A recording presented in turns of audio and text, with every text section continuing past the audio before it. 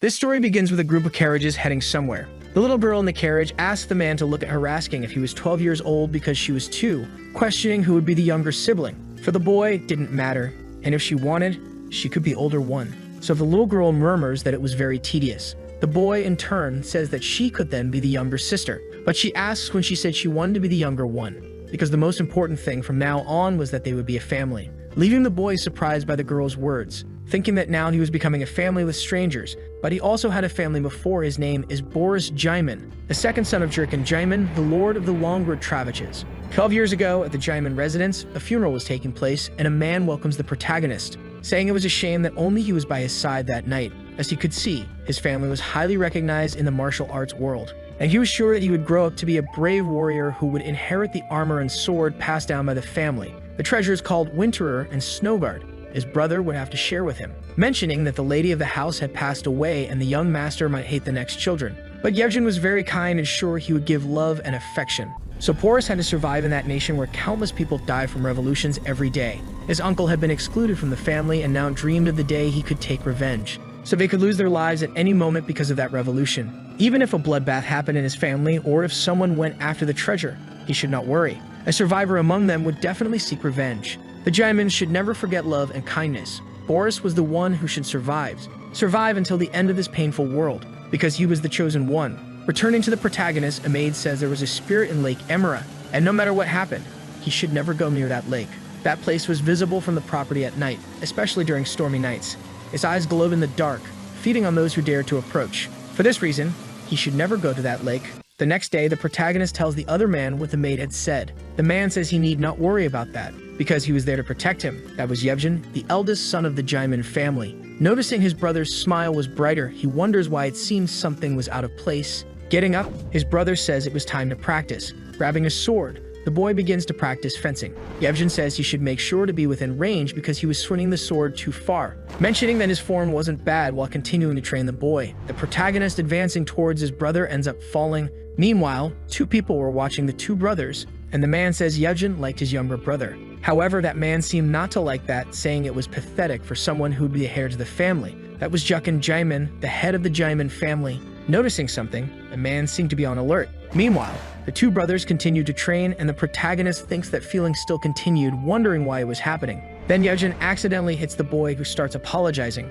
The protagonist, in turn, thinks it was the first time he had felt the sensation of someone trying to kill him, right after the boy faints. Another man appears saying that it was urgent, and they should not return to the family home. Because Vlado Jaimin had returned, for the protagonist, that strange feeling could not be controlled. Sometimes it became active, turning into a form of foreboding. Meanwhile, a man was arguing with the dog, asking if he had forgotten his master after so long. In the family's office, one of the servants calls the head, asking if he should let him in. Allowing the man, he soon enters the room, saying it had been a long time.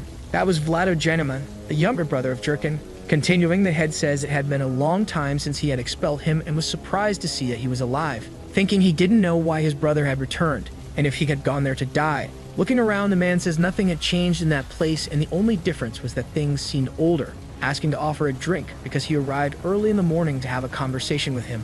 Sitting at the table, the 2 begin to drink. The man asks if he remembered when they were young. In the Longroad field, they trained fencing, where he even recalled the comfort of their swords. At that time, they skipped training to play in the hills, but he ended up being reprimanded by their father for not behaving like an older son. The head, in turn, asks what he wanted. The other man says he was very impatient, mentioning that Prince Kong was after him and would become the elected head in the elections this time. When that happens, those on the other prince's side will be enemies. The reason he had returned was to ensure his family's survival, but for the head, if that was all, he should leave the mansion. Then the man says that the mansion didn't entirely belong to him, because their parents passed it on to both of them.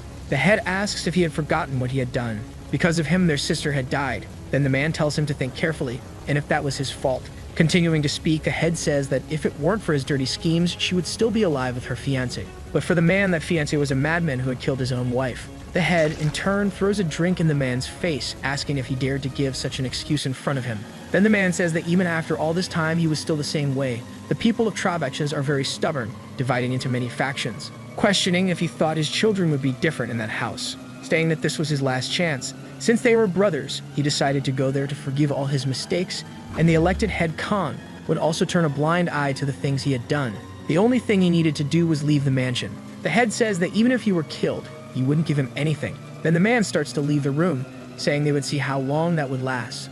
Looking out the window, the head of the family tells one of the servants to start the preparations, because it was time to resist. Returning to the protagonist along with his brother, he asks where their father was opening the door. His brother says it was time to use the Winter Kit, an armor to assassinate the territorial lord of another country, the Snow Guard, and the sword obtained by killing enemies in 30 years. The Winterer, a treasure of the Jaemin family passed through generations, a winter equipment that only the strongest warrior could possess. As the centuries passed, these equipments only remained as rumors, but now they go into the hands of their master as equipment. A flashback at the beginning of the year appears with their father showing something to Yevgen. Meanwhile, the protagonist observes them talking about the family treasure that his great-grandfather and his son obtained by defeating countless enemies. The Winterer and the Snow Guard, together they were called the Winter Kit. Yevgen is surprised as the rumors about it were true, and the head says that if even he didn't know about it, then the silence had been effective. His grandfather had passed a person to Vlado and to him in the hope of working together. However, he was wrong. The Snow Kit only showed its true power when used together.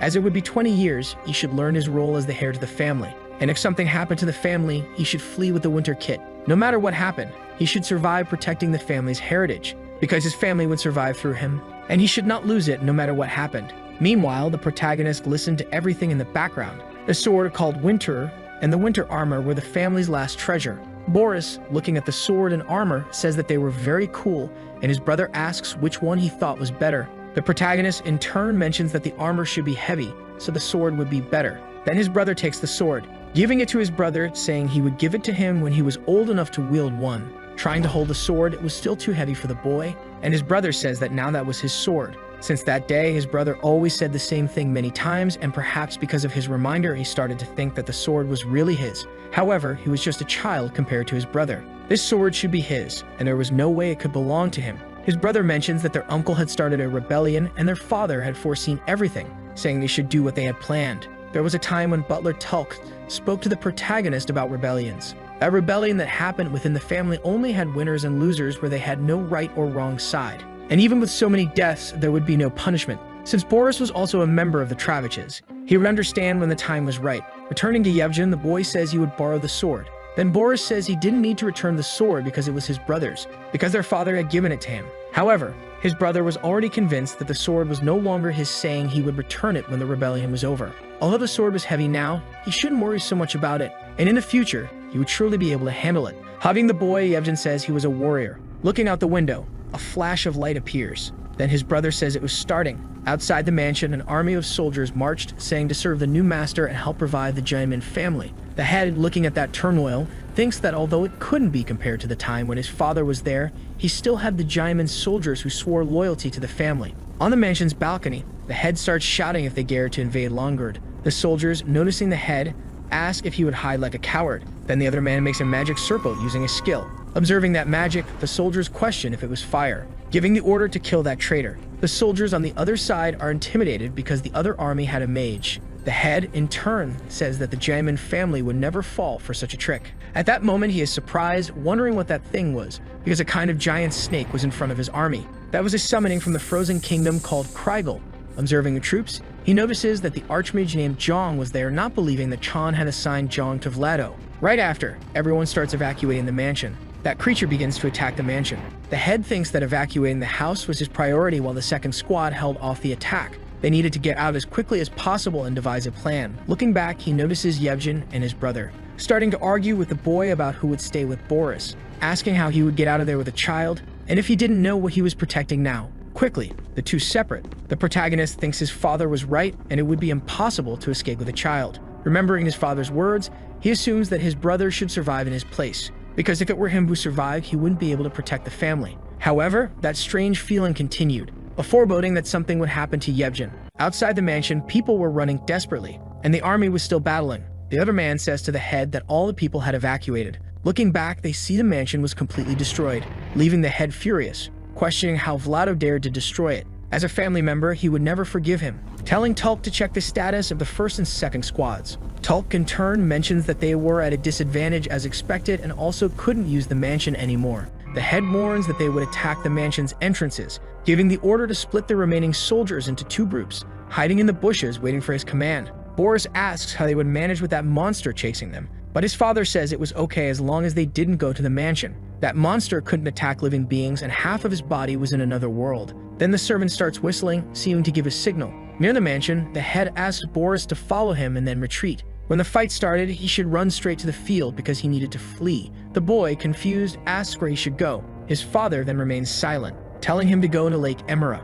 Boris, nervous, questions why he should go there since his nanny had said there was a spirit in that place. His father asks if he really believed in that because of that stupid rumor. No one approached that lake, but that place was safer than any other, mentioning that there would be 3 trees with black trunks near the lake and he should hide in that place because he would fetch him after the fight. The reluctant boy ends up accepting. Then the servant informs the head that it was time, giving an order for the soldiers to advance. Looking back, he asks what Boris was waiting for because he should already be running. Heading towards the lake, Boris thinks his father must be right and it was just a rumor. At the mansion, the battle was already happening. Among it, Vlado was still there, eliminating the enemy soldiers. Looking for where his brother was because he had treated him like a criminal, excluding him from the family. But now he was hiding like a little rat. Then the soldier gives a signal to Vlado saying that his brother was there. Meanwhile, the head's group was completely surrounded. The head, continuing to defeat the soldiers, asks how they dared to invade his territory. Because of that, they would pay with their lives. However, Vlado was already behind him, saying he would see him later. The head, in turn, says it had been an ambush.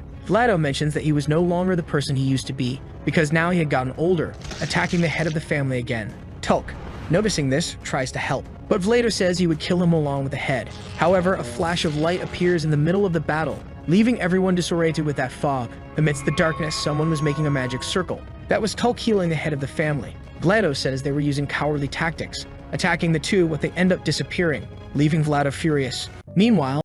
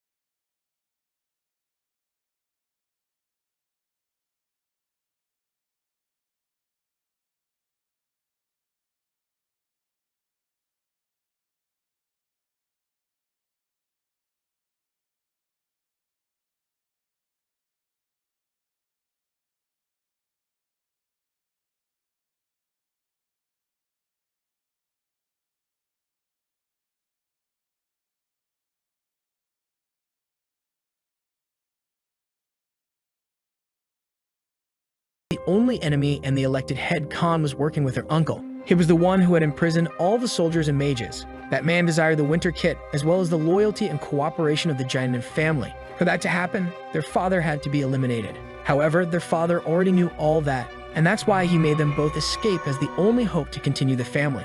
Soon after, a portal appears with Tulk and their father coming out of it. Questioning what had happened to their father, Tulk warns that he had been poisoned by a very resistant poison, so his magic was useless, asking them to flee first. Worried if they were okay, Yevgen mentions that a light had appeared and then disappeared. Tulk in turn becomes apprehensive, assuming that one of Quira's eyes had been activated, a spell that allowed seeing from afar. With that power, the great mage Zhang would be able to find even a needle in a haystack, and since he had seen a light flashing, their location was probably already exposed. Yevgen asks what they should do in that situation. Then Tulk says they should just wish for luck, saying again for them to flee, and if they understood their father's will, they would comprehend that it was just to protect the family and the treasures. Meanwhile, Vlado's soldiers were heading towards the head of the family's location. Vlado, in turn, becomes irritated because they had gone towards Lake Emera, the ancient fear of the Longuard people in a forbidden place. A flashback of the past life of the 3 brothers appears as they walked in the fields, the only person they cared about in the Giant house, the only one who saw his older brother and him as equals. On another occasion, Vlado asks how he let Yenny join the family that way. Junker says that he might be from another faction, but that was his decision, and now there was nothing they could do. The only thing they could do was wish her happiness. However, Vlado didn't think that way. Sometime later, the man tells Yenny that her fiancé had gone to Lake Emera. The poor girl is surprised, wondering why. Desperate, she goes to meet her fiancé. Vlado thinks it had been a success, because his subordinate would kidnap her in that place and wouldn't let her go to another family. However, that had been what he had planned, but things did not turn out as he had thought. Some time later, the girl returns to the mansion completely different. She had become a witch because of his spirit. Vlado thinks his plan should have worked and she should not have gone near the lake, saying to his brother that they should call a doctor. But she no longer belonged to this world. Even though he didn't agree with it, he had done something he should never have done.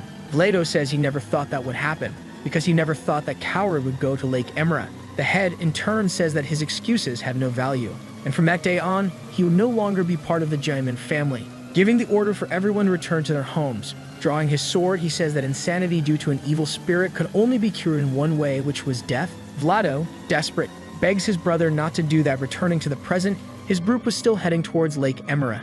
In the darkness, a group of zombies appears. Desperate, the army starts to flee. While Vlado was defeating the zombies, they kept appearing, mentioning that he could smell that repugnant odor from the lake, and he would be lying if he said he wasn't afraid. Returning to Yevgen, Tulp was telling him to flee with the protagonist. If he understood his father's wishes, he would comprehend that it was just to protect the family. Hearing a noise, the servant says that if they got closer, they would be discovered. However, the boy didn't want to leave and would stay to protect them. Noticing that Vlado was near, he mentions that they could be dead soon. Yevgen says that the family's inheritance should not be protected but used to defend it in such situations. Questioning if his father understood what he was trying to say, looking at the protagonist, he asks if he understood too. But remembering the conversation his father had with his brother, he thinks that he didn't need to live alone in a world without his family. Yevgen in turn says he should think it was glorious for them to die by their own choices. Then Tulk says he would take the lead, and until he died, they shouldn't leave. The boy says that until it was his turn to face him, he wouldn't retreat. Then the protagonist thinks that now he understood why his brother's eyes were blue,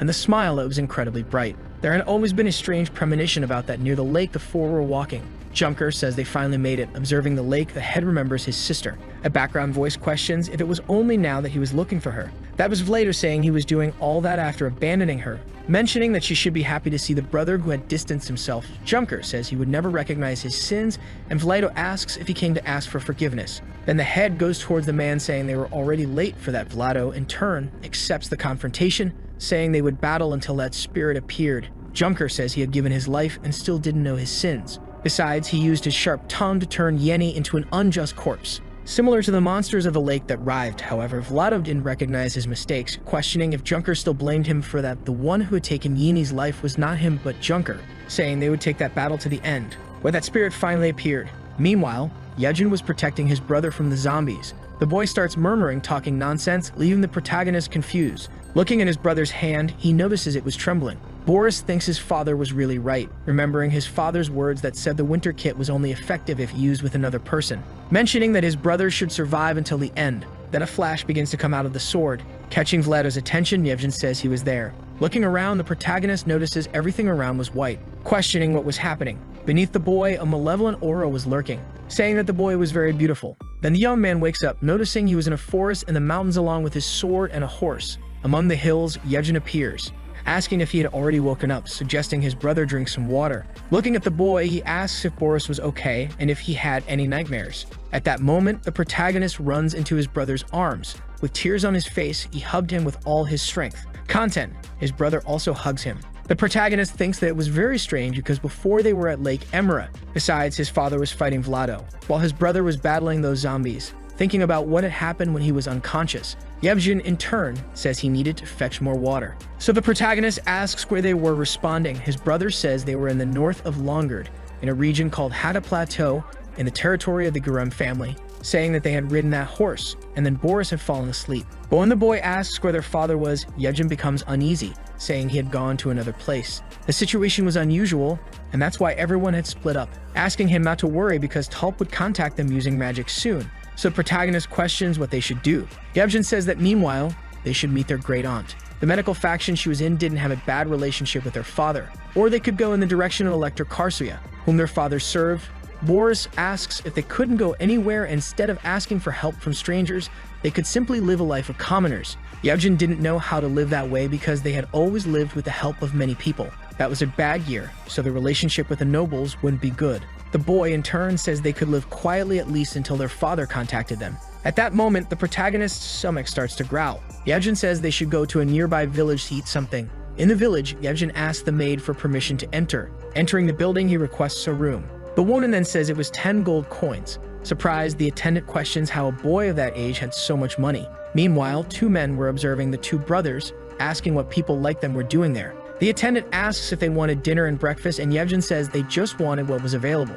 Then the maid mentions that she thought people of that caliber couldn't eat common foods. In the bar, several people were mocking the two boys, saying they probably didn't know about life. Apologizing for the delay, the other man brings the plate of food. Observing the contents, the protagonist feels disgusted, because that plate had several live larvae.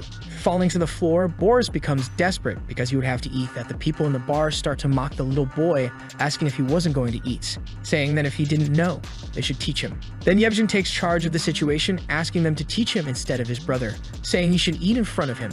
Convinced, that jerk asks if they were hearing that because the rich boy wanted him to take the first bite. Meanwhile, a hand approaches the man's neck. In an instant, Yevgen smashes the man's head on the table, saying that as it was a house specialty, he shouldn't hesitate to eat, inviting the man to sit at the table. Irritated, the man tells him to take his hands off his neck. While Yevgen takes a spoon with the soup, the man asks if the boy would really force him to eat. Boris, observing his brother's actions, is surprised. With a threatening look, Yevgen notices his brother staring at him. Letting go of the man's neck, he says he should be grateful, because he didn't have a strong enough heart to force others. Stating they would eat later, the two withdraw. However, the other people in the bar didn't like their attitudes, questioning where he was going. Quickly, the boy slaps the man, who, fallen to the ground, starts to threaten Yevgen. Reacting to the threat, he thinks about drawing his sword. However, he couldn't do that, and instead of the sword, throws a chair at the man. Then the bar owner tells the men to grab the boy, where a group starts to surround Yevgen, starting to attack together. Meanwhile, he notices two people holding his brother. With a malicious smile, the man says he should have been nice from the beginning, saying that he had caused a mess at a party like that, and it seemed he had no manners. Looking at the protagonist, the other man says he should teach him good manners, holding the boy's mouth, apparently trying to force him to eat those larvae. Immobilized, Yevgen asks them to stop, questioning what they were doing with just a child. But the woman says that after his brother, he would be next, questioning if he wanted to eat instead of him. Quickly, the young man accepts to eat his brother's part. The other man says that if he wanted to, then there was no choice, asking him to take a bite, and if he refused, he would give everything to his brother. Opening his mouth, Yevgen eats those larvae. With a threatening look, the young man watches the man, who becomes scared by that determination. Then he swallows those larvae, saying that his name was Yevgen Jaimin, eldest son of Junkard Jaimin, the Lord of Longard, challenging that man to a duel. The people around are surprised that he was the son of the Lord of Longard. Outside the tavern, the boy asks the man to reveal his identity, because at that moment he would kill him. But first, he would give him a chance to redeem himself. During the duel, he should admit his defeat by lying face down on the ground, and he swore he would make him consume every drop of that soup. Observing his brother, the protagonist thinks that although he had seen him wield a sword before, he had never seen him in a duel, mentioning that he seemed like a completely different person. The other guy, in turn, gets nervous, wondering if he wouldn't kill him. Looking at Yevgen's sword, the people around question what sword that was. Then the other man says he had seen a sword like that before. Somewhere in the world there is a winter sword, asking if that was really possible because that boy had it. The man thinks that if those rumors were true, it would be too risky to fight face to face. Now that he was in that situation, he should strike first, rushing towards Yevgen. Quickly, the boy defends the attack. The man wonders why he was so strong. With a penetrating look, Yevgen observed him, delivering an attack on the man's sword, which ends up breaking his sword. The people around are surprised by the boy's skill, questioning how he had done that. The other guy on the ground, completely defeated, says that it was impossible. Meanwhile, Yevgen was already above him, about to deliver another attack. Kneeling, the man begs not to be killed. Yevgen asks if he was accepting his defeat. Quickly, the man affirms he was doing that. Sometime later, that man inside the tavern was about to eat that soup. Taking the spoon, the man opens his mouth, eating those larvae. After the man had eaten everything, Yevgen calls the protagonist to leave. Later in their quarters, Boris asks if he was worried about something, saying he was happy he was okay because he had won. But at that time, he was completely different. However, he knew he had no choice, and if their father were there, he would surely praise him. Yevgen says he did the right thing and no one knew him better than he did. And he had realized that their father was right, because he shouldn't let his heart soften with empathy. If he could take care of Boris forever, he would surely ensure he had a kind heart, but he couldn't stay by his side forever, because he had his own path to follow. To find his way, he must become stronger, and he must close himself off so others wouldn't know what he had inside. So he should understand that quickly, because the world wouldn't let him be weak. The protagonist asks if he had decided to return to the clan, thinking that he had said that out of fear he would become weak, because now they were alone. Yevgen suggests they go to sleep, asking him not to take off the armor because he didn't know who might enter at night, saying he would stand guard so he could sleep first, mentioning he would wake him at midnight. Sometime later, Boris wakes up, noticing his brother sitting by the bed, asking if it wasn't already midnight. Looking closer, he sees tears falling from his brother's face, wondering if he was dreaming because it was the first time he had seen him cry, and if he should console him, but he didn't have the capacity for that, returning to sleep on the bed. By day, the protagonist was riding a horse next to his brother. Remembering the previous night, Boris thinks he had never seen that side of his brother and wonders if he should say something. Asking what the name of that flower was, remembering that in the past he told stories about flowers, questioning if Yevgen had forgotten that at sunset. His brother says he couldn't see the city, and it seemed they would have to camp at night. Later, the two were resting by a campfire. With a cold look, Yevgen stands up, asking his brother to grab his sword, saying that he had followed them there but still chose to be a coward. From the bushes, an unknown figure appears. A man with an axe in his hand appears with several soldiers by his side. Yevgen mentions that he had many subordinates to protect him, noticing that the guy he had forced to eat the soup was also there. However, the other man says they weren't there to help that man, but to obtain that sword. Yevgen thinks that was expected since when he had the chance, he didn't finish that man, assuming it must have been a mistake to reveal his name. Then the other man asks what they were waiting for, giving the order to attack them, charging at the two brothers. Quickly, Yevgen defends the attacks, saying that it was a sword they would never have. Observing his skills, the other man says he wasn't bad at all, asking if the boy could withstand his attack. Coldly, Yevgen seems to await the attack. However, he loses concentration as a chain is wrapped around his sword. Another man appears, saying that he was good for a child, but it was all over now, and he wouldn't be able to use any of his strength in that situation. Then Yevgen uses his sword's ability, freezing those chains which end up breaking. The other man says it was an honor to witness something that was once only rumors. The legendary power that froze anything was real, mentioning that looking at that sword made his mouth water, thinking about what would happen if he did something to his brother. Yevgen supposes that all his movements were exposed and it wouldn't be difficult to defeat them, but he couldn't abandon his brother. Boris, in turn, says that 12 years was not a short time. The people around mock the boy, asking what he was saying. The protagonist says it meant he knew when he needed to die, and that wasn't the time. Irritated, the man says they would see if that was true, rushing towards the poor boy. However, he doesn't hesitate for a moment. Desperate, Yevgen asks him to stop. The other man tells the boy to feel his arrogance. But at that moment, an arrow hits the man's neck, falling dead to the ground. Everyone around is surprised, asking what had happened. Questioning where that arrow had come from quickly, Yevgen embraces the protagonist, protecting him from the arrows. Confused, the boy also didn't know where those arrows were coming from. In the background, an unknown figure says he had fought very well. Then a group of hooded figures appears, showing part of his face. The man says they were their saviors, and if they couldn't thank him a little. Suspecting that group, the boy thanks them, saying he wouldn't give anything in return. The other man, in turn, asks if he had something to offer them. Noticing that all those people from before had been killed by that group, Yevgen thinks they were very skilled, questioning if they were allies or enemies. The other man says they seemed to be children of a rich man and if their father had something to offer, saying they would be satisfied just with that bonfire. Then Yevgen, thanking them, mentions they seem skilled. Revealing their identities, the man in the yellow hood says his name was Kami, and the other was Jokum. The one with the mustache was called Joel, and people called him Screw. The other girl says her name was Goto, and people called her Janny. Noticing that the two brothers still didn't trust them, the man says they could leave the bonfire if they wanted. But the two didn't want that, saying they could rest. Around the bonfire, the two brothers rested with that group.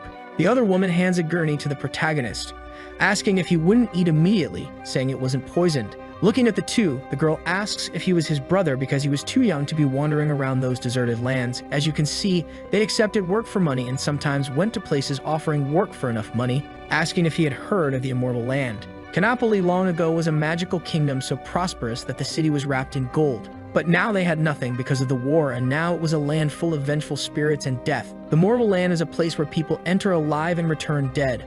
Observing the boy, she asks if that story had surprised him and he should be imagining horrible things judging by his expression. Yevgen says it was practically impossible for her to have returned alive from that place because that place could not be entered and exited easily. It was no wonder that was the name. The other man asks him to look at that arrow in his hand. The tip of it had something, telling him to be careful not to touch it because it was a deadly poison capable of killing even ghosts. Then the woman asks him to stop with that because it wasn't as if they were in Ganapoli, because they just walked through the place, bringing things that the ghosts use. Asking the two if they wanted something as a gift. Shoving a golden ring, she hands it to the protagonist. Looking at that ring, Boris notices some images on it, where several people were dancing, mentioning that it was very bright, and he had never seen a city of gold, but it seemed to be in front of him. The dust of the sand that shines under the sun. The giant golden pillars along with the roof of the place. All of that was incredible. Sometime later, the protagonist was apparently inside a hotel. The owner of that place welcomes them. In that place, the people from before were also with the two brothers. Then the man says she seemed tired and the girl replies that she had some problems earlier,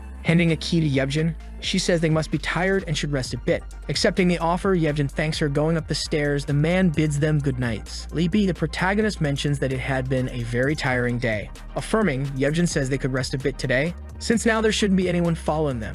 A flashback of Boris's life appears with someone calling him. That was Vlado standing in front of him, but Boris didn't know who he was, responding that he was his uncle. He asked if the protagonist was playing alone, questioning what that toy was and if he wanted to show him something really fun. Picking up the boy, he lifts him. Vlado says he would never forget that, wondering what would happen when that person knew about it. While still holding the boy in his arms, Vlado heads towards a well. About to place the boy inside, he begs his uncle to stop with a frightening look. His uncle seemed to have no remorse. Then Boris wakes up tied up. In the background, his brother was also tied up, saying he had finally woken up. Boris, in turn, asks where they were, then Yevgen says they should escape quickly because the sword had disappeared. Confused, the protagonist asks who could have done that. However, his brother starts to laugh hysterically, saying that Boris was still a child who didn't know the world, that he hoped he wouldn't be like him at his age, affirming that the protagonist should have been taught by their father instead of him. But from now on, it was time to repay what they had received. In the reception area of that place, Yevgen throws the man to the ground, saying he had no time to waste, and he would ask only once, questioning who had tied them up. The man says he didn't want to get involved in that, and they hadn't said Yevgen could fight, and at least those sponsorships weren't on him. Confused, Yevgen asks what he had said before, saying that it was indeed Janika's name.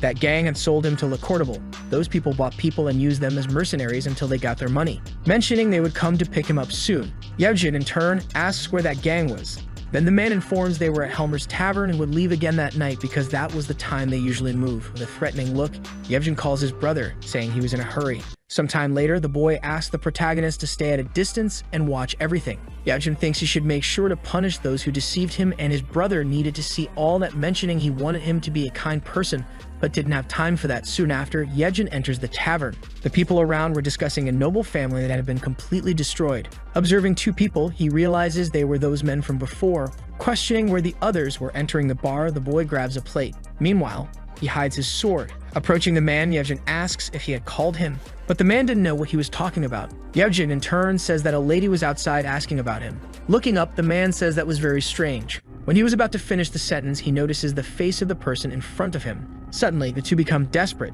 Then Yevgen hits that plate on the man's face, quickly draws his sword, piercing his hand. Nervous, the other man asks who he was. Then the boy says he was there to find his sword. However, the man wasn't in the mood for conversation, attacking Yevgen, who easily dodges. Attacking the man, he defends his strike, saying it wasn't his business. Immobilizing the man, Yevgen says he was just a shameless thief, asking him to tell where the sword was before cutting his wrist. Also wanting to know where Janika was. Responding, the man says they were going to sell his sword for money. Starting to leave, the man says Janika, along with the black gloves, would come after his head. Pointing the sword at the other man, he says he already knew that would happen and shouldn't have fallen for that dirty scheme. Then he says Janika would negotiate the sword, but that was just to show it off. She probably planned to keep it for herself. The main weapon of Romovac is a crossbow, so he must insist on selling the sword and dividing the money. If he went to the north entrance of the village around midnight, he would see a group of mercenaries, and if they saw him there, they would be eager to hand him over to the mercenaries, mentioning that he should remember Janika was a dangerous woman. But Yevgen would definitely regret it if he lost the sword.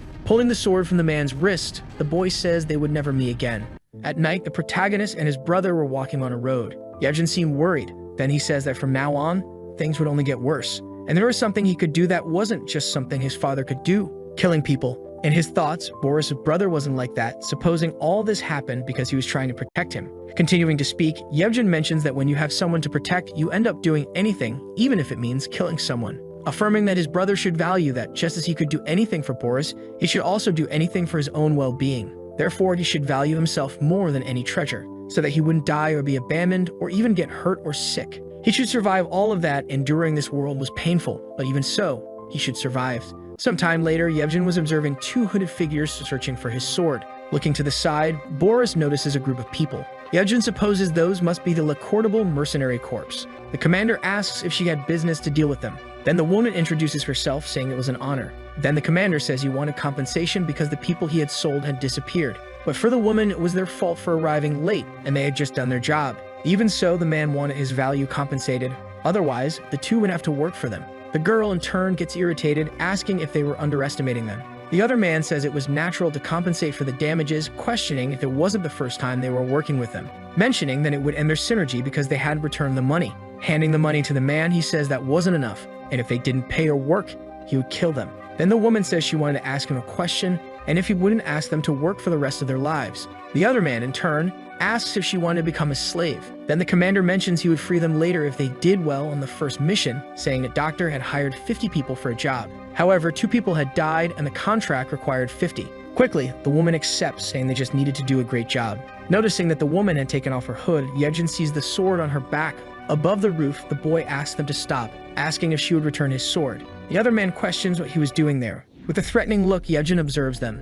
Then the woman mentions it was good because the person they were looking for had appeared. Pointing the sword at the woman, Yevgen asks what the reason for all this was because it was a nation without slaves. The girl says that if he was caught for not having talent, he should just be obedient, asking how he dared to try to teach others, calling the boy a novice. But for the protagonist, she was the novice, because she had caught them while they were sleeping. Questioning if she was proud of having done that, remembering everything she had done, he calls the woman a coward, saying she had exploited their trust and couldn't be called warriors. The commander in turn says it seemed like they had different opinions. Then the girl mentions that since the people who disappeared had returned, they didn't need to work anymore, so they would take their leave. Then the man gives the order for her to fight again, saying to fight again and sell the side that loses and only let the winner go. However, the loser would be crushed by the group.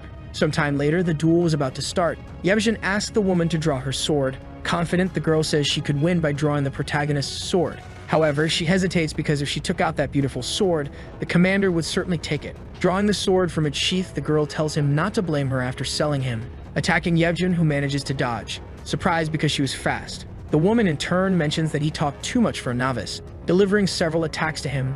The protagonist, observing the fight, thinks his opponent was very powerful, and the important thing was to recover his sword. Looking up, he notices someone's shadow in the tree, wondering who it was. When he looks back at the duel, he sees his brother had been attacked, becoming desperate because of his brother. However, the boy hadn't given up yet, grabbing the girl's shoulder. Quickly, he grabs his sword, freezing the woman completely. Everyone around is surprised by what Yevgen had done. With a fearful look, Yevgen wins the duel. The commander in turn says he can leave. Then the protagonist hugs his brother. In the background, the other guy wonders how his companion had been defeated. Drawing his crossbow, he thinks he has no choice but to do it, pointing his weapon at the 2 brothers. At the same moment, his arm is pierced by daggers. The commander appears, questioning how he dared to draw those weapons in front of him, calling the person in the tree. However, it was a woman, and the commander orders her capture. Quickly, the girl advances on that man, executing a series of attacks on him, managing to immobilize him. The man questions if they would discard him after all they had done for him, and if those children had developed a maternal instinct in him.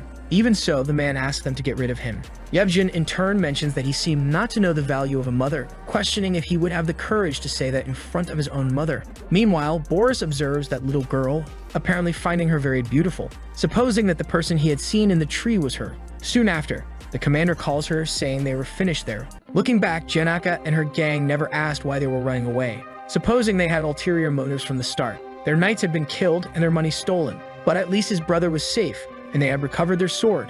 In his thoughts, someone strangled the protagonist, questioning if they were being pursued again, asking for his brother's help.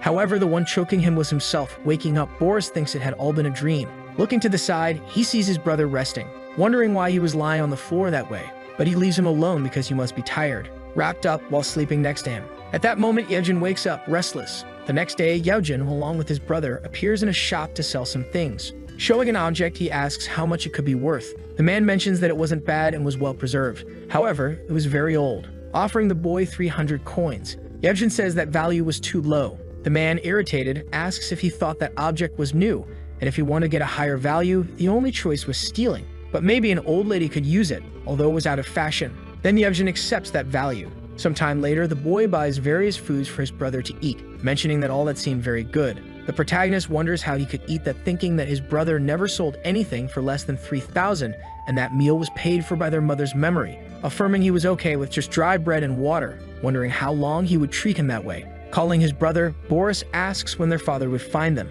The boy replies that it would take a little more time. He was sure he was trying to heal his wounds, so they should eat that food and make sure they stayed healthy. Thus, they would be ready to see their father when they could. Then the protagonist says he was right, but observing his brother, he notices he got a sad look. Sometime later, while sleeping, that dream continues to repeat, wondering why it was happening again. However, when he wakes up, he notices his own brother was actually doing that. At that moment, Yevgen pulls the boy, throwing him against the wall. Observing the sword, Yevgen thinks about grabbing it. Then the protagonist hugs his brother, questioning if he would really kill him, asking what he was doing and if something was wrong with him, asking him to wake up, but that was also a dream. Yevgen, beside him, asks if he had a nightmare. Looking at his brother, Boris remembers that image from his dream, becoming desperate about it. Then he starts to feel a pain in his back. Quickly, his brother gets up, asking if something was wrong with him. Remembering his dream again, the boy is reluctant to say anything, mentioning he had fallen while sleeping. Yevgen in turn says that usually happens and he must be very tired. And since they rested well that day, they would leave again. Sometime later, the two brothers were walking in a forest. The protagonist thinks it wasn't a dream nor an illusion, but he didn't believe his brother was in his right mind when he tried to kill him. His hands were warm and moist when he strangled him, and it was as if he had a fever. Moreover, it seemed he didn't remember everything he had done before, questioning what he was hiding. Then the boy asks if his brother is okay. Saying yes, he begins to distance himself a bit from Boris. The boy thinks that he really wasn't okay, and they were continuously on the move without asking for help, wondering if they were really going to their aunt's estate, questioning his brother if their father would come to get them, asking him to be honest and tell what happened. But his brother asks him to wait just a little longer. Boris thinks there was something strange, recalling the giant monster that had invaded the mansion, and the other that had attacked him at the lake, wondering why his memories were so vague, and why he had really gone to Lake Emera. Then Yevgen says that their father was not coming back.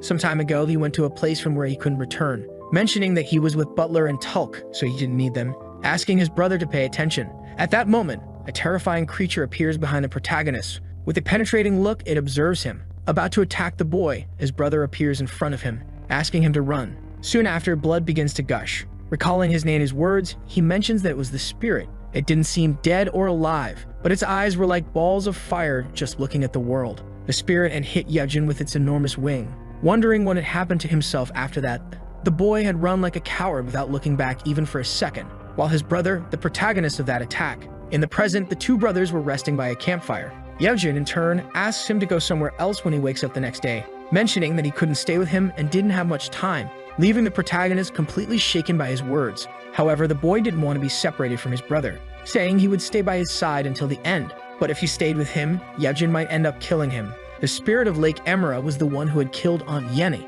Yevgen remembered his aunt as someone who was a good and kind person, but when she came back from the lake, that personality no longer existed. Her voice was like the scream of a monster, a madness that could only be released with the option of death. That was the brief future that awaited him. Then Yevgen asks Boris to try to hold the sword and swing it. However, it was still too heavy for him. Yevgen says it would be great if his brother were a little older, and if he could at least live long enough to accompany him. That way he could survive on his own.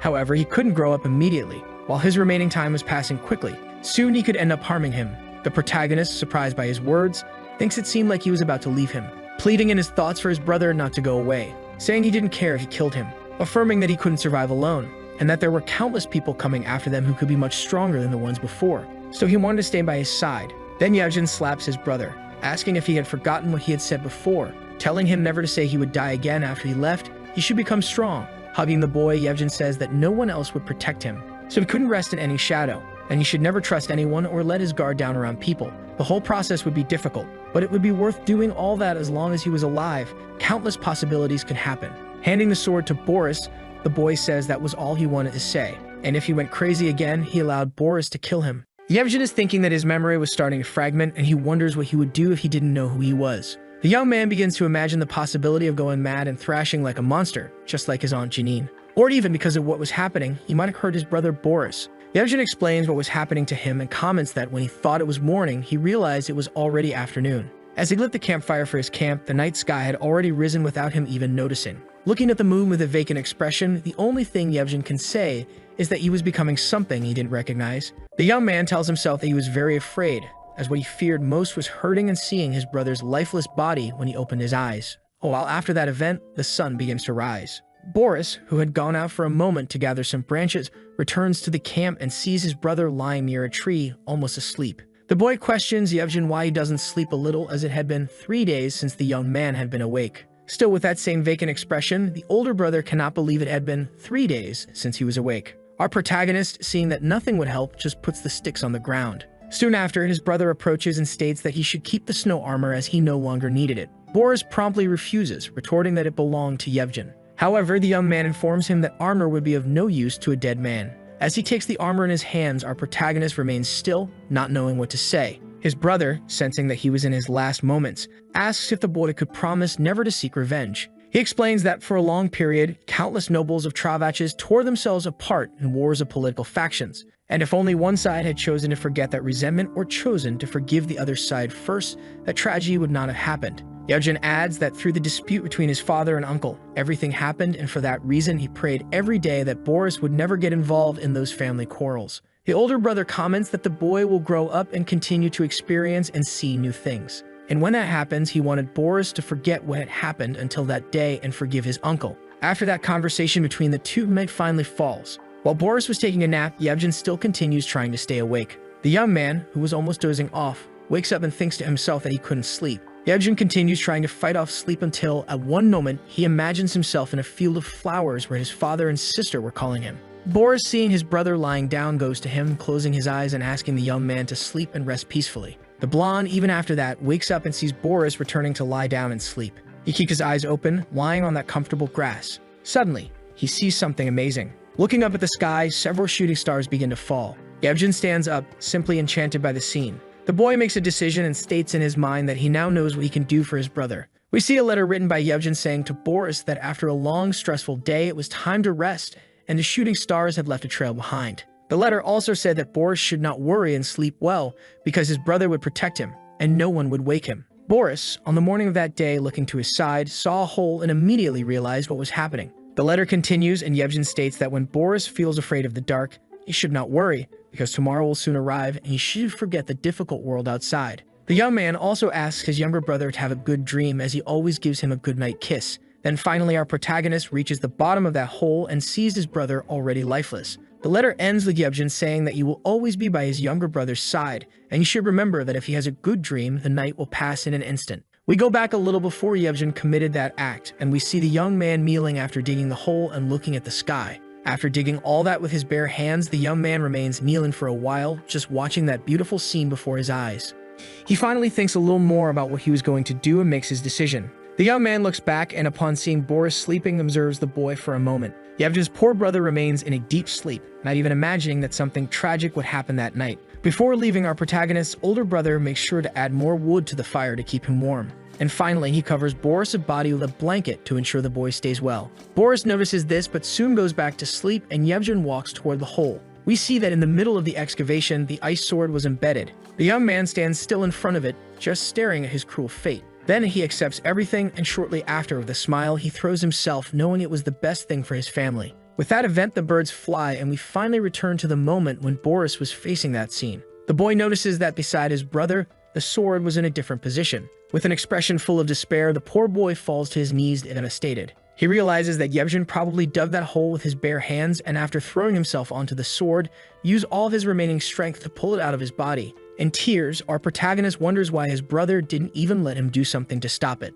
Our protagonist takes off his icy armor and puts it on his brother's lifeless body, while stating that Yevgen couldn't even live his own life. Shortly after, also with his bare hands, he begins to bury his brother's body, who still had a peaceful look on his face. After that, the young man throws some grass on top and asks his brother to sleep well. Jaimin, knowing he had to do something about it, picks up the Inverness sword and starts walking aimlessly. In a city, we see a blonde noblewoman yelling at her maid, questioning if she was really going to keep wearing those clothes. With that, the maid tries to explain that they were in the countryside, and that the clothes the noblewoman usually wore were custom-made. The blonde woman is not satisfied with that response, as anyone could wear those clothes, and she wonders how she could wear such servant attire. The maid goes out into the city in search of a tailor to make clothes for her mistress. Sad, the girl thinks that it wasn't her fault that the luggage fell from the carriage into a puddle of mud, but still, she was suffering for it. The girl also thinks that they weren't in an Almorad, but in Travaches, and wonders where they could possibly find a dress. After some time walking around the city, the girl comments that no matter where she looks, she couldn't see a tailor shop, and maybe she should visit a seamstress.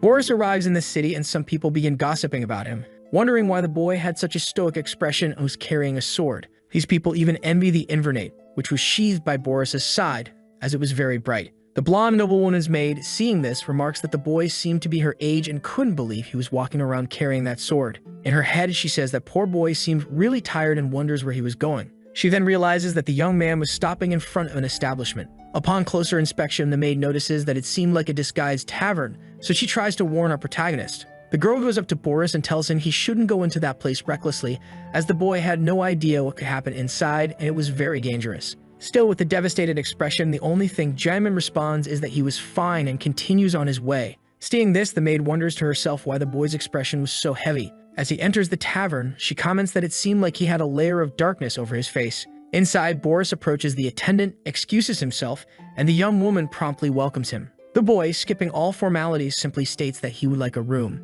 The attendant asks if he was alone, and the boy quickly responds that he was. Then she chooses a common room and tells Boris the price. She explains how our protagonist should get to the room and mentions that his bed was a bit small, but it wouldn't be a problem, as the young man was still a child. Boris doesn't seem to complain and just asks for one more thing. He wonders if there was a place willing to hide a child like him for work. The young man comments that he didn't need money, just food and a roof over his head. In the last flashback of Yevgen, we see him before committing that act beside his brother, asking the boy to live, endure, and survive that cold winter. After our protagonist says that the attendant thinks that, although he seemed to be living on his own, it still looked like he had a good life. The waitress responds that she couldn't offer many things to the boy, but she thinks the mercenaries there meet an Iran boy. Suddenly, a person named Punin raises his hand and calls Tonya to bring another beer over. The girl agrees and asks for just a second. Then she informs Boris that the man's name is Punin, and he was the blacksmith of that town. Tonya also adds that Punin often says he needs an assistant, so the young man should talk to him. Before leaving, Tonya asks for our protagonist's name and introduces herself. Even hesitant, as he doesn't trust anyone, the boy introduces himself back. After talking with the blacksmith for a while, the man comments that Boris seems so thin and weak and questions if he was capable of surviving a blacksmith's work. Our protagonist replies that honestly, he wasn't sure what needed to be done, but he had determination. Punin is happy that, at least, the boy wasn't a liar. He also says he imagines that Boris wasn't born in a peasant's home, so he asks which family he came from if there had been any recent conflict. In his head, the blacksmith thinks that he sold some weapons to a few noble families recently. The man tells himself that conflicts often happen between noble families, and the reason is usually when one wants to kill the other to gain their possessions. So if Boris experienced one of those conflicts, he could understand why he had that expression. Seeing that Boris didn't want to talk, Punin promptly understands. However, he still comments that it wasn't important.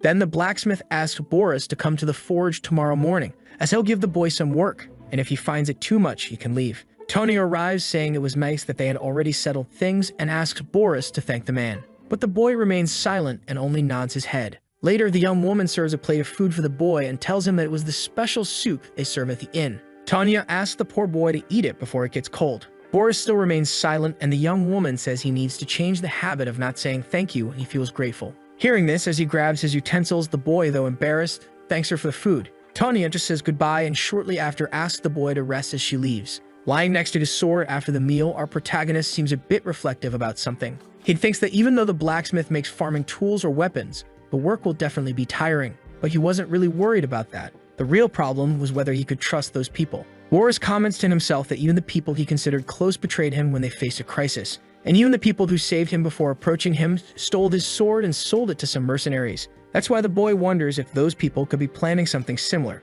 So still with that thought, Boris says that the friendlier someone is, the more rotten the betrayal could be. That's why it was better for him to check if the forge really existed and if the blacksmith was a trustworthy person. As he leaves the tavern, someone was speeding by on a horse. So idiot nobles almost run people over in the street, shouting at them to get out of the way immediately. The young man, upon seeing Boris in his path, asks if the boy was crazy, but the child seemed to be lost in thought. With extreme arrogance, the wealthy youth doesn't seem to try to slow down to prevent the accident and continues straight, stating that Boris should get out of the way. Boris, unfortunately, doesn't react quickly enough and is hit by the horse's hoof, which gets startled. Our protagonist is thrown to the ground, injured. The jerk asks why the boy did that and if he wanted to die. He states that if Boris stayed in their way, he'd better get on his knees and beg for forgiveness. All the nobles gather to mock Boris, and the other people present apparently back away, fearing what might happen next. Boris apologizes for getting in the way of those people, but states that they were wrong for riding so fast in a place full of people. The leader of the jerks dismounts and another rich boy follows him,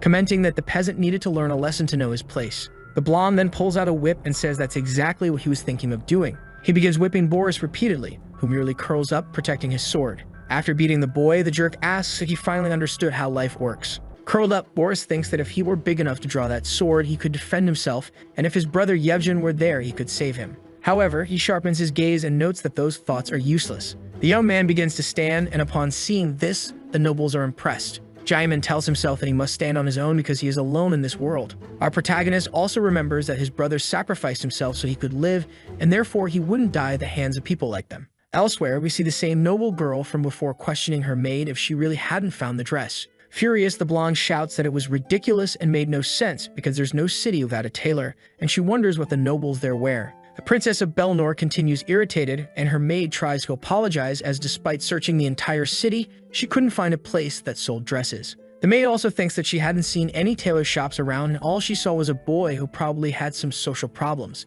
Suddenly, the girl's father calls her Rose and asks if he can come in. The girl, extremely excited, immediately agrees. Soon after, Count Ganymede appears, showing the dress and saying he'd brought it for his daughter. Upon receiving the dress, the young woman is completely enchanted and declares that her father is the best person in the world. He then asks her to get dressed quickly, as they will go for a walk through the city that night. The man also mentions that learning and observing the traditions of other countries is a good way to help her grow, and Rose promptly agrees. Later, we see the Count galloping with his horse and some attendants around him. Rose, confused, asks her father where he got that dress, as Camilla couldn't even find a store. The Count explains that he bought it from someone who makes custom orders, and his daughter asks if the noble women of that country don't wear dresses. Ganymede explains that there are no nobles in Travanches. He seems interested in something and asks his servant to take care of his daughter, then immediately rides off with his horse along with his attendants. Upon seeing a scene, the Count becomes irritated and orders some people to stop immediately. We then see that those people are the rich jerks from the previous chapter, who were beating our protagonist. The young man, completely injured, is hugging his sword, unable to defend himself. Some peasants think that finally someone capable of stopping those people had arrived. The waitress from the tavern and the blacksmith also arrive at the scene. Confused by the situation, the Count then asks the delinquents what all the commotion was about. Immediately, they become irritated and start arguing with the noble, calling him a foreigner. Injured and completely debilitated, our protagonist watches the scene, and Ganymede orders all those jerks to leave. They promptly refuse and even threaten the nobleman, who draws his sword and states that they had brought this upon themselves. One of the rich boys, sitting on a horse, asks if he wasn't too old to be playing the hero. The jerk quickly charges at his opponent, who simply stares at him. Ganymede swiftly defends himself with his sword, striking his opponent's weapon and causing the boy to lose his balance. With the force of his attack, the Count even manages to hurl the noble's sword far away. The boy's sword flies off, landing embedded in the ground, and the nobleman points his blade at the jerk, asking if he still wanted to continue. The young man, with literally a sword at his throat, realizes he's in deep trouble. Desperate, he orders all of his friends to start running and calls the Count a wretched beggar. One of the Count's attendants picks up Boris, who was on the ground, and places him on his horse, while the Count asks if someone could find a doctor. The waitress from the tavern, who had helped our protagonist earlier, quickly approaches the Count and says there's a pharmacist 3 houses away. Rose was extremely worried, calling out for her father. The man takes his daughter back into his arms and mentions that he made her worry, but everything was fine now, and no one else he saw would suffer the injustices of a noble. He also tells his daughter that she should keep that in mind and do the same. However, while looking at Boris, who was completely injured, the girl can only think that she didn't like dirty people. The next morning, our protagonist begins to wake up in a comfortable bed. The young man, confused, wonders where he was and asks if those flowers on the wallpaper were from his mother's room. Jamin looks to the side and quickly gets up, startled, realizing his sword wasn't there. A woman was beside our protagonist and informs him that his sword was under his bed. Confused, the young man asks where he was, and while wiping his face, the woman explains that she needed him to stay still because she was going to check his injuries. The woman also asks where Boris's home was, and the boy promptly responds that he didn't have one. So she asks if he was a traveler, as he didn't seem like one. The former noble explains that even if he had a home, he couldn't return to it, and that's no different from not having one. The maid sighs and asks if he was a little boy with some kind of tragic past, since those are usually the stories of children who leave home. She also comments that the Count saved him because he was kind, but the boy shouldn't bother the man and should return home. Boris becomes extremely confused, and the servant informs him that it was Count Belnor of Animard who saved Jamin. Camille arrives at the scene carrying some clothes and asks if the little boy had woken up. The woman approaches Boris and examines him for some reason. Then she says that the boy was mistreated for staying at that type of inn, and that's why Boris should consider himself truly grateful that Ganymede had passed by. Immediately after, Camille also hands a set of clothes to our protagonist and asks if he could move. Then she states that the Count wanted Boris at dinner, so after getting ready, the boy heads to the table. Ganymede welcomes Boris and says he's happy to see him up and about. Seeing this, our protagonist can only think that the person in front of him is Count Belnor, the one who saved him. We see that on the table there's a huge feast with various dishes. One of the butlers arrives with even more plates of food for the family. While serving himself, the Count tells our protagonist that once Boris tries the food, he'll understand the true taste of Belkers. Rose gets excited and begins explaining that these are truffle omelets, made from truffles that grow in their territory, and they are quite famous. The Count agrees and comments that the boy must be starving, so he should eat as soon as possible. As he picks up his utensils, Boris thinks it's been a long time since he's had such a complete meal. He cuts the omelet and then takes a bite. The young man loves the food, and the Count responds that he's glad Boris enjoyed it. Immediately after, he asks to introduce himself formally and explains that he is Count Belnor of Belcruz, Ganymede, and this is his heir and only daughter, Roseness of Belnor. In the midst of his thoughts, our protagonist says that now that the Count has formally introduced himself, he will also need to introduce himself. The young man introduces himself as Boris Jaimin, thinking that since Belnor isn't from his country, the Count probably wouldn't know about his family. However, unexpectedly, upon hearing this, the Count seems to understand something. He asks if Boris was from the Longard family, and the boy is shocked to hear that. The Count continues his explanation and says that he's heard that it's a famous family of sword-fighting warriors, and he asks if Boris's family had faced some kind of problem. Our protagonist responds that his father had passed away and his uncle was now leading the family. Upon hearing this, the Count assumes that Boris's uncle's political views differ from his father's, and he asks where the boy planned to go, as he doubted Boris would return. The young man only responds that he didn't have any destination in mind, unfortunately. He only confirms that a certain blacksmith intends to hire him, so he was thinking of going with him, and the Count asks if he was really interested in that type of work. Boris replies that he wasn't sure and would have to work hard to start liking that kind of job. Belnor proposes an offer and asks Boris what he thinks about going to a Namarad with them. Jaimin feels a bit hesitant about the sudden offer and stays silent for a moment. Rose doesn't seem to like the idea and questions if her father really wanted to bring that boy to their home, but the man replies that it was Boris's decision to make. He was merely offering a suggestion. Boris, confused, asks why he received such an offer, and the Count responds that he would tell the reason, but he recommended that Boris shouldn't listen. However, the boy insists, stating that if there was a reason behind the suggestion, he would like to hear the details. The Count agrees and then explains that he intended to make good use of the boy. Upon hearing this, Boris silently thinks to himself that there had to be a reason behind why this man was being so friendly. Ganymede tells our protagonist that he already has everything a man could want. He has an adorable daughter, so if he doesn't need another child, but against his will, he needs a child Boris's age. Because some time ago, before Rose was born, he made a bet with a certain friend. The bet was that when they had children and they turned 10 years old, their children would duel each other with swords, and the loser would grant the winner one wish. As time passed and Rose was born, Ganymede forgot about the bet. But last year, out of nowhere, he heard news about this friend, whom he hadn't seen in a long time, and learned that he had 2 sons, though unfortunately, the older one was an idiot. This friend, after finding out that Count Ganymede had a daughter, put his younger son through intense training with an expert swordsmanship instructor. So if this friend wins, he could request Rose's hand in marriage to his older son. Rose immediately drops her drink, exclaiming that it was ridiculous. The girl asks her father if he's serious, as she has no intention of marrying an idiot. Ganymede asks his daughter to calm down and swears on his honor that he won't let that happen. Our protagonist, confused, points out that since he isn't the Viscount's son, he has no right to fight in this duel and asks what his role would be. The man then explains that he would simply say he adopted Boris and raised him in a separate region, bringing him back now for the duel. Thus, Boris would be treated as the Count's son. He also says that if Boris wins, he will receive an unparalleled reward, and even if he doesn't, he won't be punished. He'll just be asked to leave the territory. Still confused, the boy asks why he was chosen when there were many other people in the village. Jaimin also says that he was just a random person the Count helped by coincidence, and beyond that, the man didn't know anything about him. The Count replies that while he could find dozens of ordinary boys, it wouldn't be easy to find one who has received some form of education. The man also informs him that once they arrive in Anamarad, Boris will have to act immediately as if he were the Count's adopted son, with honor and etiquette. Moreover, Jaimin's family was one of the most famous sword-fighting families, and Boris undoubtedly had that natural talent within him. That's why the Count asks what Boris thought of the proposal and if he would join them. The boy ponders deeply, realizing that his life had no other real options. Our protagonist tells himself that if he goes with the blacksmith, he'll be able to live a peaceful and quiet life, and it wouldn't be bad to live while hiding his identity. Compared to that, Anamarad is a far-off land, and if he goes there, he'll face new challenges and obstacles. But by doing so, he'll be able to leave Traviches, which has been his main goal. After all, it was this land that killed his father and brother, and he lost so much simply because he was born there.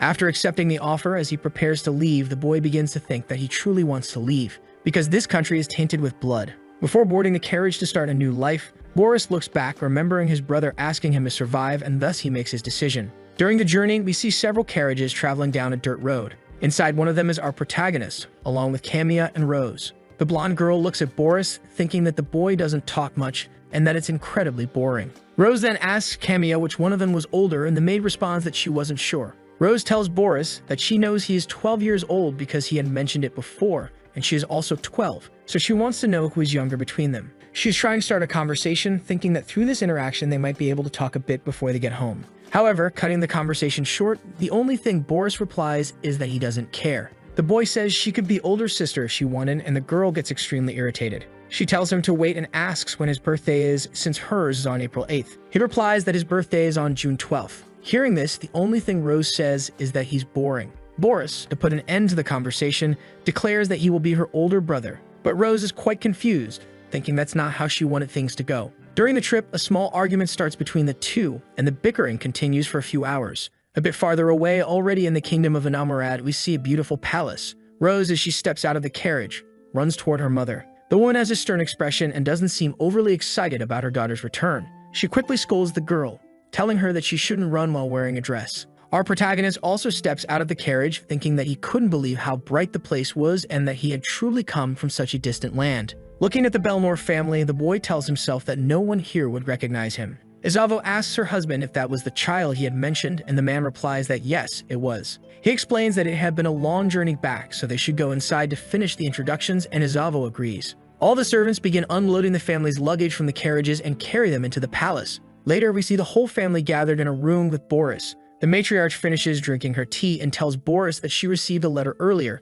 so she has a basic understanding of the situation, and you should feel comfortable here. Rose tells her mother that she always wanted an older brother, so she decided she would be the younger one. Her father laughs and asks Boris if they've grown that close already. Ganymede also says that while Boris is here, he should call him father and call Izavo mother. In addition, he must remember his new backstory. He is the youngest son of the Elbuvan family, the fallen lord of Gvansk and the south of Travanches. He became the adopted son of Belnor at the age of 5 because their families were friends, and Boris has only received financial support from them, but grew up with his father after his mother passed away. After that, his father also passed away, so the boy came to the Belnor castle. After telling this fabricated story that our protagonist must memorize, Ganymede asks if the boy understood. He also adds that there are a few people in the castle who know a bit about Boris's situation. These include Hugh, the knight, and Willa, who cared for him when he was sick. Rose's maid, Camilla, and the people who were with the Count when he helped the boy also know part of the story. However, not even they know the full truth, and the only people who know everything are his wife and Rose.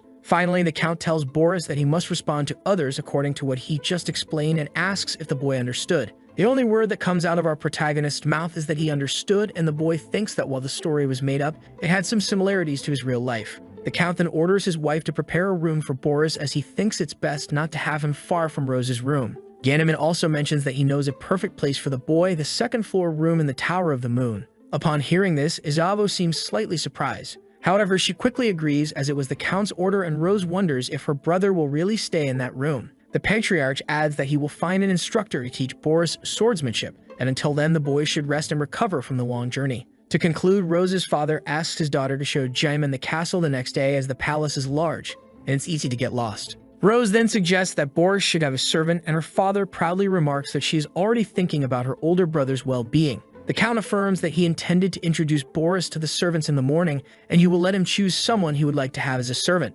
Hearing this, Jaimin realizes that the man was genuinely treating him like a father, something he could barely remember happening in his own biological family. Later, in a room, we see our protagonist sitting on the floor in the corner of a wall. He sighs softly, thinking that he was finally alone. The boy recalls the moment when Rose said she would show him the room he would stay in the next day, but for today, he was to stay in the guest room. There, Boris reflects that the room was really nice and feels impressed by the infrastructure the Belnor family provides for visitors. He also remarks that he could see the path the carriage he traveled in had taken and wonders if they had traveled through forests. He muses, wanting to know if those forests were similar to the one where he used to play with his brother Yevgen. The young man has a few flashbacks, but quickly dismisses the idea, stating that there was no way the forest here could be similar, because in Travanches only grass and needles grew. In contrast, Anamurad was full of flowers, and the people here were warm and friendly. The boy says that this place is not his home, and that from that day on, he was in unfamiliar territory. Boris is startled awake by Rose, who asks if he's okay. The girl explains that her father asked her to show him around the castle. At first, she would show him where his room was. Rose also says that if Boris follows her without getting distracted and stays close, he won't get lost. Our protagonist remains silent, simply listening to Rose's explanation. As they walk, the young girl informs him that there are 4 towers around the Belnor castle, and the Moon Tower is to the south, where his room is located. After a short walk, the doors to a grand and beautiful hall open. Boris is greeted by an enormous, majestic room, and he asks if that's really where he'll be staying. Rose, delighted by his reaction, confirms it, Camille arrives, apologizing to Lady Rose, explaining that she had been busy and hadn't noticed that she had woken up. The blonde girl forgives her servant and states that she will be showing Boris around and wants Camille to follow them from a distance. Observing the situation, Jaimin recalls that he too had servants in Travanches, but they all felt like family, unlike the Belnor family's methods. After showing the massive room, Rose finally shows him where his comfortable bed is located. The girl also comments that some clothes have been hung in the wardrobe and that they'll teach Boris when to wear them. Rose explains to Boris that, excluding her parents' room, this is the best room in the castle, and she was supposed to have it when she turned 15. Therefore, she asks our protagonist to make sure to keep it clean while he uses it.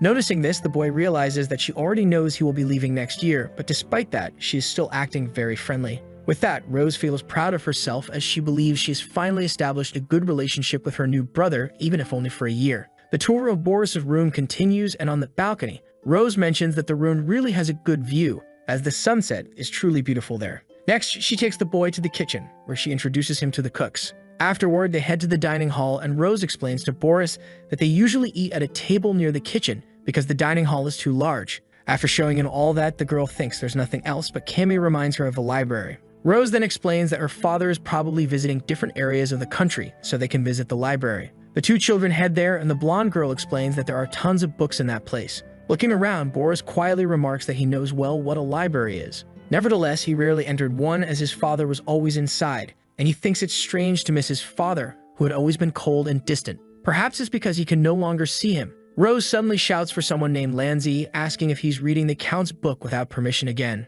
The young lady scolds the poor boy, stating she couldn't believe he sneaked in again to read that book. She grows furious, slapping the servant's hand and asking how he dared to do such a thing. The princess also says the boy should know his place and demands to know what he was doing there. Rose places her finger on Lanzi's forehead and says she will tell her father about this and that the Count will keep a close eye on him. Witnessing this scene, Boris thinks he can't believe that servant sneaked into the library in the absence of his master. The poor white-haired boy apologizes to the young lady, admitting he was in the wrong. Analyzing the young servant, Jaimin thinks he has a different air about him compared to the other servants, and he is maintaining his composure even after being caught. The girl forgives the young boy, saying she will let it slide today because Boris is here, but if she catches Lanzi again, she will indeed tell her father. The white-haired boy bows, thanks the lady, and begins to leave. As he passes by Boris, the protagonist notices something odd about the boy's presence. Boris thinks that this young man didn't seem to be from Anamarad, just like him. After the tour, we see the Count and Boris standing before several servants. Jaimin introduces Boris of Belnor to the staff,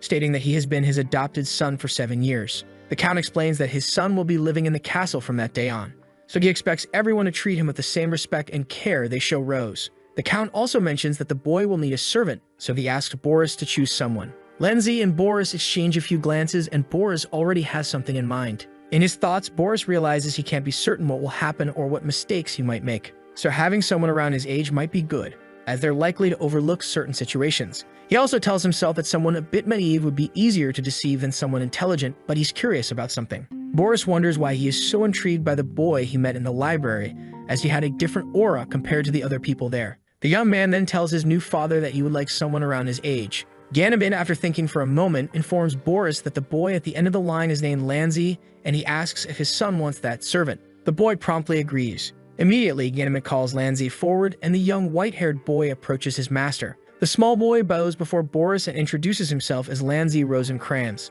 The Count then introduces Boris as the young master and instructs Lanzi to give his best while serving him. Lanzi simply agrees without showing any signs of dissatisfaction. Looking into the eyes of his new servant, Jaimin thinks the boy appears to be a simple servant, but he detects no hint of respect in his voice. And remembering how Rose reacted earlier, Boris thinks he understands why she behaved the way she did. Razin then tells Boris that he will take him to his room and mentions that there are a few things he wants to discuss with his master. Upon reaching the luxurious room, the white-haired boy asks Jaimin to sit down. Our protagonist, after sitting, mentions that he's a little thirsty, and Lanzi quickly serves him. After drinking the water, Boris places the glass on the table and asks what his servant wanted to tell him. Lanzi explains that he would first teach him about the Count's family. He then informs Boris that Master Ganimant patrols the country once every 10 days and travels to foreign lands every 2 months, with the duration of his trips being uncertain. Kranz also reports that Celtica is where the Count travels most often, and he also visits nearby territories to trade local spices. Lanzi further explains that although the master is generous to those around him,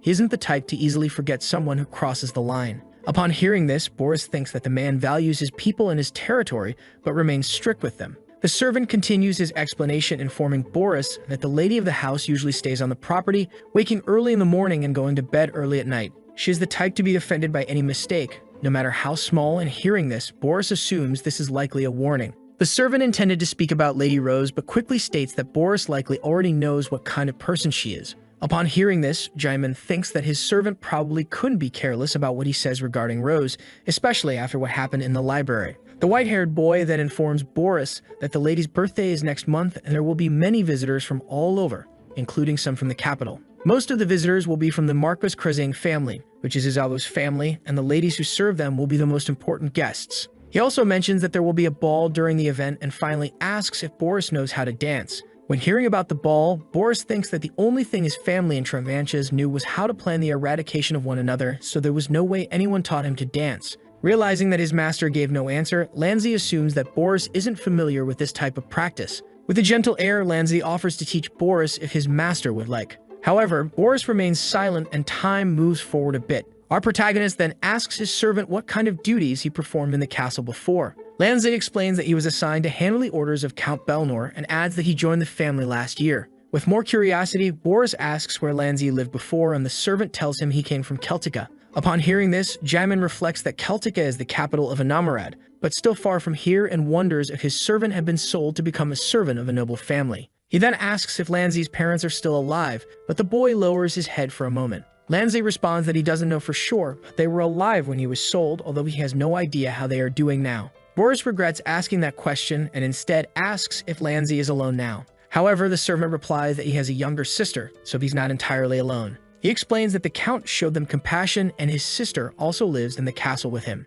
As night falls, Lanzi tells his young master that he would like to see his little sister. Boris agrees but says he would like to go with his servant. The white-haired boy, somewhat surprised, asks his master if he is a knight. Boris doesn't understand the question, but Lanzi quickly responds that he will believe his master is a knight. Soon after, we meet a beautiful girl with blonde hair named Lanzime. Boris and Lanzi arrive at Lanzime's room and her brother calls out to her. The girl, upon hearing him, turns while looking at the floor. Our protagonist notices that for some reason, Lanzime is not looking in his direction. He thinks that Lanzime seems like a fragile child, like a white tulip with a pale face and no expression, resembling more of a wax doll. Lanzi asks his master to sit on a chair for a moment. He then approaches his sister, holding her hand, and asks if the view outside looks better to her. The young man begins to gently caress his sister, asking if she saw the birds flying outside since they looked so beautiful. Crayon starts to describe the birds, talking about their blue wings that glistened in the sunlight, saying he wishes he could show them to his sister for real. Watching this tender moment, Boris thinks he never imagined that Lanzi would have this side to him.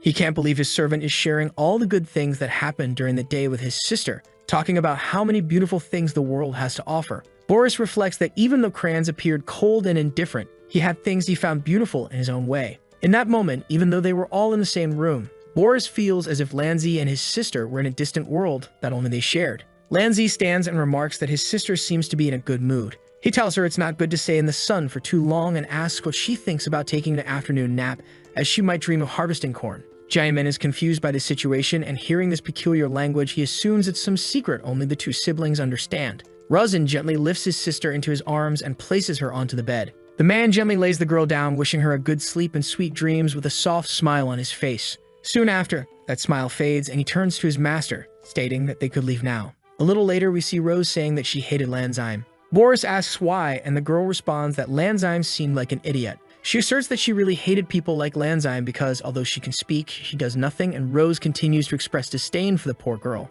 Hearing this, Boris is surprised to learn that Lanzime could speak and tells Rose that the girl didn't seem well. Rose agrees but adds that even so, Lanzime is completely lazy. She explains that the only thing Lanzime can't do is walk, as her legs are weak, but she doesn't even leave that room. Rose goes on, but Kamiya interrupts her, announcing that it's time for afternoon tea. Hearing this, Rose gets excited, mentioning that she needed to go because there would be ice cream cake today. Before leaving, she tells Boris that those two siblings need to learn to be more grateful, and despite his sister doing nothing, Lanzi treats her far too well. Finally, Rose comments that the Count has found Boris's fencing instructor, and she heard that the instructor would arrive tomorrow morning. The girl also mentions that her father said the instructor is very good, but a bit eccentric. She wonders if she should ask her father to let her learn fencing too, and hearing this, Boris wonders if she will be able to learn anything with her personality. Sometime later, we see our protagonist walking through a forest. The boy remarks that after staying in the house for a few days, he feels like his body has become stiff, and that the upcoming days will be tough with the training. While walking through the forest, Boris comes across a walnut tree and is impressed.